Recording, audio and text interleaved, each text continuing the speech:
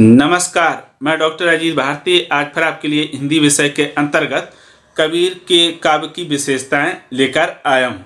ठीक है, तो कबीर की काव्य की विशेषताएं किसी भी जहाँ भी परीक्षा में पूछा जाता है, 9वीं 10वीं 11वीं 12वीं BA MA जिस लेवल की भी परीक्षा में पूछा जाएगा वहाँ सबके लिए ये महत्वपूर्ण प्रश्न है। तो देखो प्रश्न किस तरह से पूछे जा सकते हैं। जैसे दिया हुआ है कि कबीर के काव्य की प्रमुख विशेषताएं लिखी हैं, या तो प्रश्न इस तरह से पूछ सकते हैं। अगर ऐसे नहीं पूछेंगे तो अथवा में ऐसे पूछ सकते हैं, कबीर के काव्य के भाव एवं कला पक्षी प्रवृत्तियों पर प्रकाश डालिए। या तो इस तरह से प्रश्न पूछा जा सकता है, या फिर इसको ऐसे भी पूछा जा सकता है। अथवा ये दिया कि कबीर के काव्य की सामान्य विशेषताओं पर प्रकाश डालिए। ठीक, अब ये जो तीसरा अथवा में पूछा गया कबीर के सामान्य विशेषताओं पर प्रकाश डालिए, इसे 2020 कानपुर विश्वविद्यालय में पूछा गया था। ठीक है, तो हम इसका उत्तर कैसे लिखेंगे, यानी प्रश्न 3 प्रकार से पूछा जा सकता है, उत्तर उसका एक ही प्रकार से लिख सकते हैं। तो कैसे लिखेंगे, उत्तर लिखने के बाद लिखेंगे कबीर के काव्य के भाव एवं कला पक्षी विशेषताएं इस प्रकार हैं। ठीक, अगर भाव पक्षी और कला पक्षी पूछा जाए तो आप हेडिंग डालो, अगर नहीं पूछाता है तो फिर ये हेडिंग हटा दो। ठीक, कोई दिक्कत नहीं है। अब जैसे भाव पक्षी विशेषताएं तो लिखेंगे हम पहला, निर्गुण ब्रह्म की उपासना। कबीर निर्गुण ब्रह्म के कवि हैं, वे ईश्वर को सभी जगह मानते हैं। उनके अनुसार ईश्वर का कोई आकार नहीं है। वे कहते हैं कि अपने ईश्वर को राम नाम से स्मरण करते हैं, लेकिन वे स्पष्ट करते हैं कि उनके राम राजा दशरथ के पुत्र राम नहीं हैं उनके अनुसार। यानी जो कबीरदास हैं उन्होंने अपनी ईश्वर का नाम राम दिया, लेकिन उन्होंने ये स्पष्ट किया कि मेरे वो राम है जो दशरथ के पुत्र नहीं थे। यानी इनके नाम कैसे, इन्होंने कहा हमारा जो ईश्वर है वो घट घट में यानी प्रत्येक जगह पर पाया जाता है। तो उन्होंने कहा कि आकार राम दशरथ का बेटा, निराकार घट घट शरीर में बैठा। ये उन्होंने कहा कि आकार राम दशरथ का बेटा, यानी जिसका आकार था जिस राम का वो दशरथ का बेटा है। और कहते निराकार घट घट में बैठा, यानी जो मेरा राम है वो प्रत्येक व्यक्ति के शरीर में पाया जाता है। फिर दूसरा बिंदु हम इस तरह से लिख सकते हैं, जैसे देखो दिया हुआ है कि ज्ञान का उपदेश। कबीर निराकार होने के कारण ज्ञान को महत्व देते हैं। उनका मानना है कि वेद पुराणों और कुरान से ज्ञान नहीं मिलता है। उन्होंने ज्ञान का उपदेश देकर लोगों को जगाया था।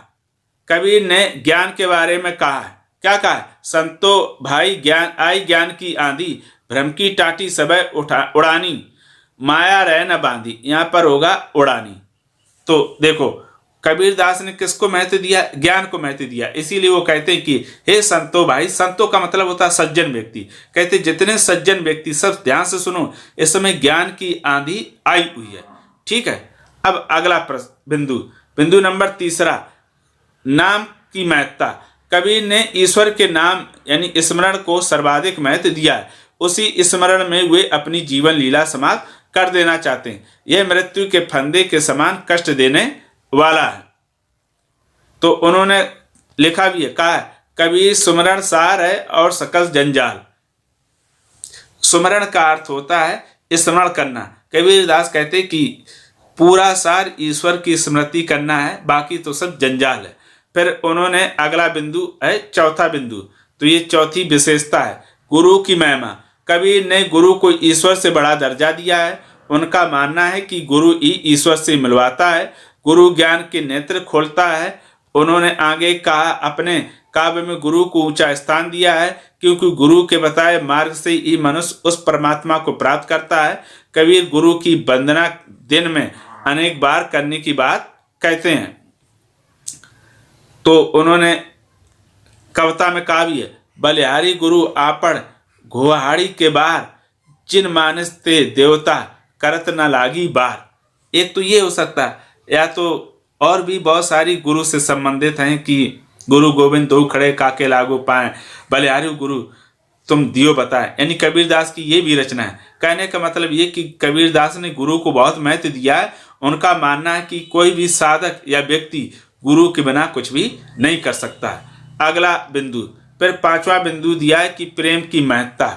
कबीर ने ज्ञान के द्वारा जाने गए परमात्मा के नाम के स्मरण को ही प्रेम माना। ईश्वर के प्रति कबीर का प्रेम दास, सत्य, दामपद आदि कई प्रकार का है। कबीर के काव्य में प्रेम के स्थान पर दर्शन दिखाई देता है। यानी कबीर दास ने प्रेम को महत्व दिया, या यूं कहे उन्होंने कहा कि हमें ईश्वर से प्रेम करना चाहिए और लोगों को भी आपस में प्रेम करना चाहिए। उन्होंने कहा कबीर का प्रेम दास, सत्य, दाम्पत्य आदि कई प्रकार का है। अब अगला, बाहरी दिखावे का विरोध। कबीर दास बाहरी दिखावे का विरोध करते हैं। वे मूर्ति पूजा, तीर्थ यात्रा, उपवास, नमाज, रोजा जैसे दिखावा वाले कामों में विश्वास नहीं करते हैं। यानी वो कहते हैं जो हम बाहरी दिखावा करते हैं उस पर वो विश्वास नहीं करते हैं। उन्होंने कहा हिंदू और मुसलमान को अंधविश्वास एवं रूढ़ियों के लिए फटकारा है। यानी उन्होंने हिंदू हो चाहे मुसलमान, दोनों को बाहरी दिखावा या रूढ़ियों के लिए फटकार लगाई। क्या? पाथर पूजे हर मिले तो मैं पूजूं पहाड़, घर की चाकी कोई न पूजे पिया पिसा खाए संसार। वो कहते पत्थर को अगर पूजने से ईश्वर मिलते हो तो मैं पूरा पहाड़ का पहाड़ पूज लें। जो पत्थर की बनी चक्की घर में हमें आटा पीस के देती है, हम उसके कभी पूजा नहीं करते हैं। फिर आता है बिंदु नंबर 7। तो 7 दिया जात प्रथा का विरोध। कबीर जात प्रथा के घोर विरोधी थे। वे ऊंच नीच, जात पात, छुआछूत आदि को नहीं मानते थे। वे कर्म के आधार पर मनुष्य को महत्व देते थे।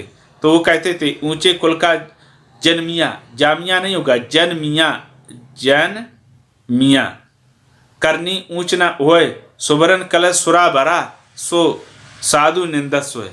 कहते अगर कोई व्यक्ति ऊंचे कुल में जन्म ले लेता है लेकिन उसके काम अगर ऊंचे ना हो तो उसकी स्थिति वैसे ही होती जैसे मूलवान सोने के घड़े में कोई शराब भरी हो।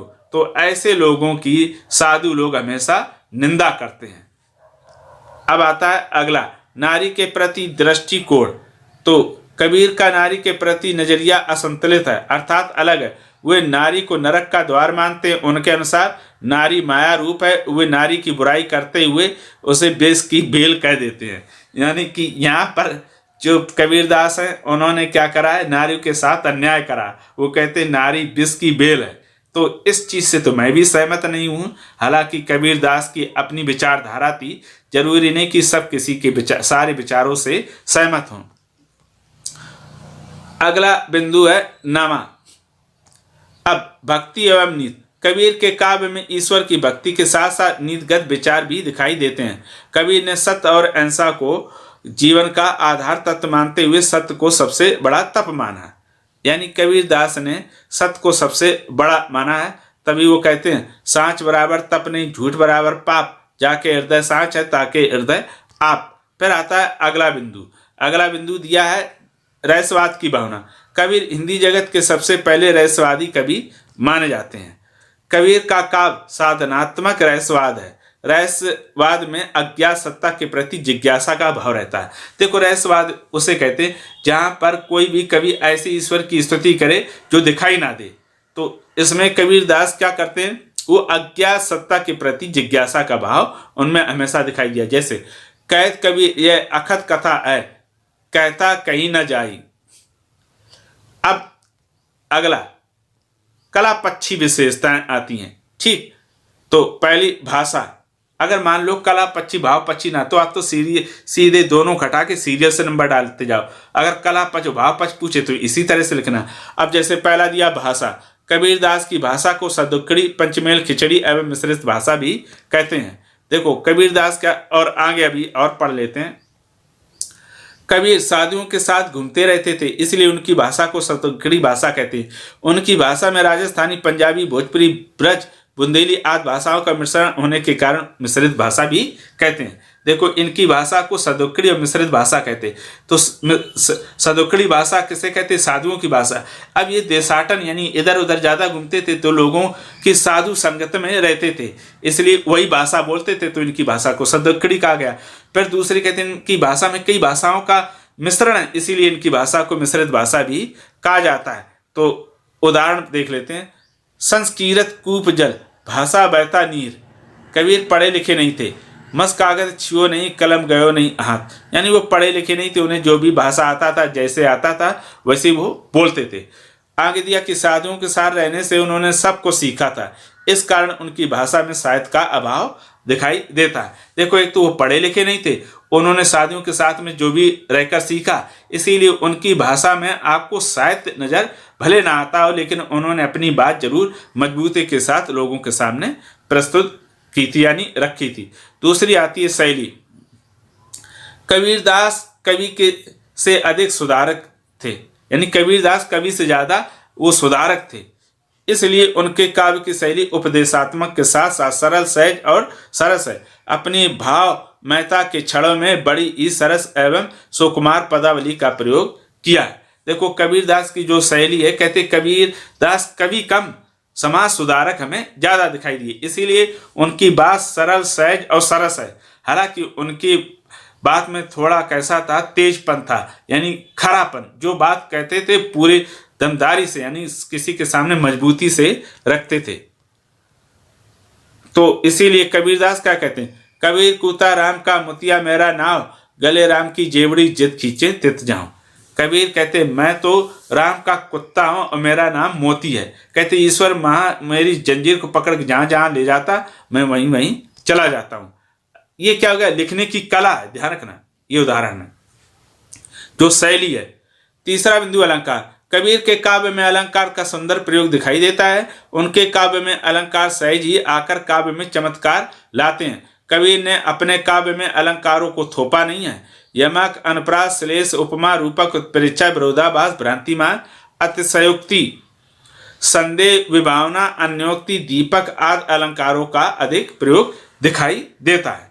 ठीक, उन्होंने प्रयोग अलंकारों का प्रयोग किसके, उसको चमत्कार उत्पन्न करने के लिए नहीं, बल्कि अपने साधन के रूप में प्रयोग किया। तो कुछ अलंकार हम आपके सामने दिखा देते हैं कबीरदास से। जैसे अनपरास अलंकार, कैद कबीरा सह गया, सुनका सुन गया, तो इसमें अनपरास अलंकार। दूसरा यमक अलंकार, मन ना मर्या मन कर, तो यहाँ पर मन दो आए, दोनों के अलग अलग अर्थ है। फिर आता है चौथा, तो चौथा दिया रस का प्रयोग। देखो, मैं इसको फटाफट से पढ़ रहा हूँ क्योंकि इसमें नहीं तो समय बहुत लग जाएगा। कबीर ने अपने काव्य में शांत रस का अधिक प्रयोग किया है। वहीं दुल्हन गावो मंगलाचार में श्रृंगार रस का सुंदर प्रयोग मिलता है। देखो, कबीरदास ने सबसे ज्यादा जो प्रयोग किया शांति रस का ही प्रयोग किया है, और कहीं कहीं पर उनमें श्रृंगार रस भी दिखाई देता है। उनकी उलटबासियों में अद्भुत रस दिखाई देता है। उन्होंने उलटबासियों का भी प्रयोग किया है, तो उसमें भी क्या अद्भुत रस दिखाई देता है। जैसे कुआं में लग गई आग, पानी पानी जल गया, मछलियां खेलें भाग। एक तो ये भैंस चढ़ी बबूल पर, गप गप गूलर खाए, तो ये उलटबासी हैं। ठीक है। फिर आता है बिंदु नंबर 5, प्रतीकों का प्रयोग। कवि ने अपने काव्य में प्रतीकों का खूब प्रयोग किया, यानी किसी बात को सीधे सीधे ना कहकर प्रतीक के माध्यम से कहना। जैसे काय रे नलिनी तू कुमलानी, तेरे ये नाल सरोवर पानी। तो देखो, इसका उदाहरण इसमें दिया कि उक्त उदाहरण में कमलिनी जीव यानी जीवात्मा का प्रतीक है, तथा जल परमात्मा या ब्रह्म का प्रतीक है। इसमें जीव और ब्रह्म की एकता का प्रतिपादन किया गया, यानी इसके माध्यम से कबीरदास ने अपने प्रतीकों का प्रयोग किया, यानी किसी बात को सीधे सीधे ना कहकर प्रतीक के माध्यम से कहना। तो इस प्रकार से आपके सामने हम कबीरदास की जो काव्य की विशेषताएं लेकर आए थे। तो ये विशेषताएं आपको सरल और सही लगी होंगी। अगर उसके पश्चात भी आपको किसी प्रकार का कोई डाउट लगे तो कमेंट करके हमें अवश्य बताइएगा। तो फिर आज के लिए इतना ही। अब हम फिर मिलेंगे किसी नए विषय के साथ, तब तक के लिए धन्यवाद।